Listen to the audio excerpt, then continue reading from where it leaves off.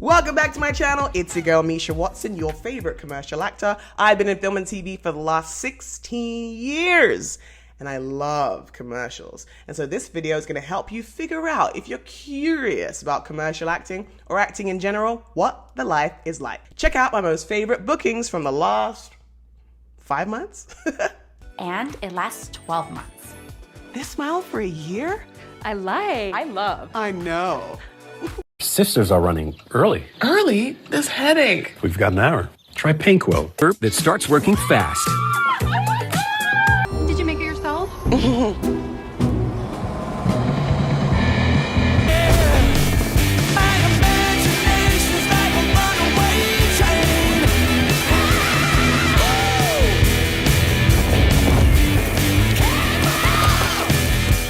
It looks fun, right? I know, commercial acting is a heck of a time. Also, I want to let you know that this video is actually going to be entirely through the lens of a Canadian actor. I know what you're thinking, Misha, you sound incredibly British. And I am, but I've lived in Canada for over 20 years.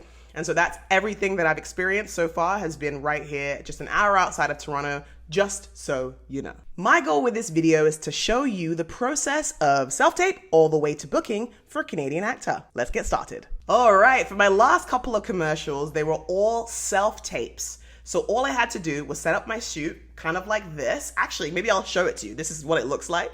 And this is kind of like the way I set it up for a lot of commercials, but the beautiful thing about the way that I live is that there's a lot of light coming from lots of different directions. So I don't often need to set up a huge backdrop in order to do it. Sometimes I'll set up my self-tape in the bathroom. Even though it echoes, it's a really cool setup.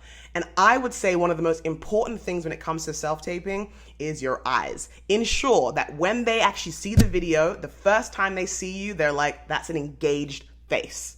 That face is actually doing something, it's moving, it's got emotion behind it. And the best way to get that is not only to perform, but also to make sure you have incredible lighting. So make sure that you've got incredible lighting out the gate. And that's what I did. So I got my self-tape. Usually throughout a week, I'll get about 8 self-tapes. Sometimes I'll get 1.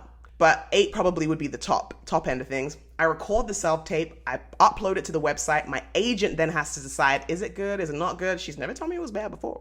So I do that commercial audition. I send it off. She approves it. And then we wait. But the best thing to do when you're waiting for a commercial audition, or any audition in fact, is to forget about it. You did your best. You kind of let it go. Now, remember, when you're doing this audition, they're seeing tons and tons and tons of people to get to that audition. But if you get to the point where you get to submit a self-tape, that means you've actually made it through the first round. That's something they never let you know, is that in order to get to a self-tape, a casting director is actually going to see you. You actually get your opportunity to perform for someone who could have great opportunity to really blow up your career. So ensure that you take that celebration, like have that moment. I did it. I made it to the first round. And then once you perform, hopefully you have a bit more ease knowing they want to see what you've got. Let's talk wardrobe. First of all, I don't look like this when I do my auditions. I look like this. I know, she's cute. This is just an off day. So I make sure that when I'm doing my wardrobe, I actually look great in it. I want to make sure that the colors I'm wearing actually complement my skin. So for instance, I'm darker skin, I'm a black girly, so I don't wear black shirts. I might wear navy blue at the very darkest. I would never wear brown. I just want to wear something that makes it pop. So for instance, I did this one commercial where I wanted to make sure that I looked like a really good realtor. And so I wore this blue, kind of cobalt blue jacket. And it's kind of my lucky jacket because every time I wear it, I get compliments from the casting director, someone in the room, whatever it is, because that's kind of like the perfect color that makes everything on me pop. And so I rock it every single time. I always make sure there's no tight patterns. You want to make sure you're not wearing like tons of polka dots or something like that. That's like going to be jarring once they download that video. But if you're wearing like large spots on your shirt, maybe that would work. My main thing is you got to test it out, but I would just want to make sure the patterns aren't too tight. The colors are actually complementary to your skin and they actually work within the role. And now for the most important part of your self-tape, your performance. You need to make sure that you are giving your absolute best to the first time they see your face. From the slate when you say, hi, my name is Misha Watson, 5'11" with DaCosta talent, Hi, I'm Misha Watson. Hi, I'm Misha Watson. Hi, I'm Misha Watson. Hi, I'm Misha Watson. Hi, I'm Misha Watson. Hi, I'm Misha Watson. Hi, I'm Misha Watson. I'm 5'11" and I'm from Hamilton, Ontario. All the way to the very end, you gotta kill it. Now, here's what makes film and TV very different from commercials. Often in commercials, they want you to ham it up. But sometimes they want more of an intimate performance. And you have to decipher that from what they give you in the casting. So you actually have to read through everything on that sheet. I'm talking everything you need should be right there. Often I'll get secondary emails from big castings where they say, the actors who've submitted their self-tape so far missed this huge point. And that happens constantly. So you got to make sure you're reading the entire casting, make sure you understand the brief, and you're killing it when you actually do perform. Sometimes casting directors will ask you to take every single take and then clip them all together. When I do that, which is literally every single time, I also make sure I put my first and last name and height written on screen right out the gate, because my goal is every casting director sees my name, remembers my name, requests my name again and again and again. One of the best tips I can give you for your self-tape is ensuring that you do 2 takes every single time. They'll actually ask you sometimes in the casting to show some range. So I just say, I'm going to give you range every single time. You want to make sure you do, you ham it up in the first one, but then you also do something that's a bit more intimate. You got to remember, once you get to set, that director wants to be able to play and see where their kind of creativity will lead them. So if you show up with 2 of very similar versions of the character, they might not know that, baby, you got range. And so you got to show them. And now, you've submitted your self-tape. You're trying to move on with your life, pretend like you're not waiting on bended knee for a callback, and boom, the email comes through. You got a callback, you got a callback. And you get to go in person to meet with a casting director and perform. As I said earlier on this video, take a moment to celebrate. Even getting to a callback is a win, baby, because first of all, they got to see you do it once. Now they're gonna get to meet you in person. And if you're like me, I do self-tapes at home, and then I get to head into Toronto and do my in-person callback in front of the casting director, or the casting director and the brand. It is epic. So celebrate, my friend, celebrate. Now, I've been acting for a very long time, and so I don't often head into callbacks feeling very nervous. I'm actually super excited, and I'm the chatty one in the waiting room. But if you're heading into a callback and you're feeling nervous, that makes total sense. I mean, you're heading into a room where there are 4 people who are probably paying a lot of attention to a screen that's beside you and not you, and it does feel very strange. Often lately, I've been seeing that the audition casting director or even the director is zooming in from a different time zone. So that all can feel very strange and absurd almost.